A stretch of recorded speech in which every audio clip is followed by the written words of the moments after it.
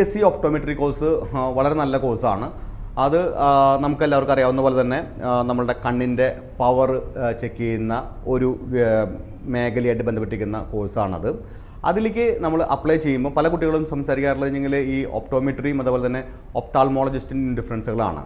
ഒപ്താൾമോളജിസ്റ്റ് എന്ന് പറയുന്നത് MBBS കഴിഞ്ഞ് PGക്ക് പോകുന്ന മെഡിക്കൽ അല്ലെങ്കിൽ ഡോക്ടേഴ്സിനുള്ള ഒരു ബിരുദമാണ്. അത് കുറച്ച് വലിയ ഒരു ഡിഗ്രിയാണ്.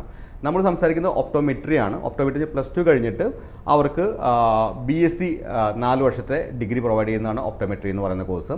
ഈ കോഴ്സിൽ തന്നെ ക്ലിനിക്കൽ ഒപ്റ്റോമെട്രിയുടെ കോഴ്സ് നമുക്ക് എടുക്കാം. അതേപോലെ തന്നെ കോൺടാക്ട് ലെൻസ് ബേസ്ഡ് ആയിട്ടുള്ള ഒപ്റ്റോമെട്രി കോഴ്സ് നമുക്ക് എടുക്കാവുന്നതാണ്.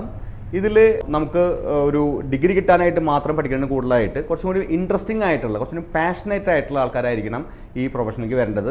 കാരണം ഇത് വെറുതെ നമ്മളുടെ കണ്ണിൻ്റെ പവർ എടുക്കുക അങ്ങനത്തെ കണക്കുകൾ മാത്രമല്ല, ഇതിനകത്ത് കുറച്ചുകൂടി സീരിയസ് ആയിട്ടുള്ള ഫിസിക്സും കുറച്ചുകൂടി നല്ല രീതിയിലുള്ള മാത്സും ആവശ്യമുള്ളതാണ്. അപ്പോൾ ഇങ്ങനത്തെ ഒരു പാഷനും സ്കിൽ സെറ്റുള്ള കുട്ടികളാണ് ഈ കോഴ്സിലേക്ക് വരേണ്ടത്.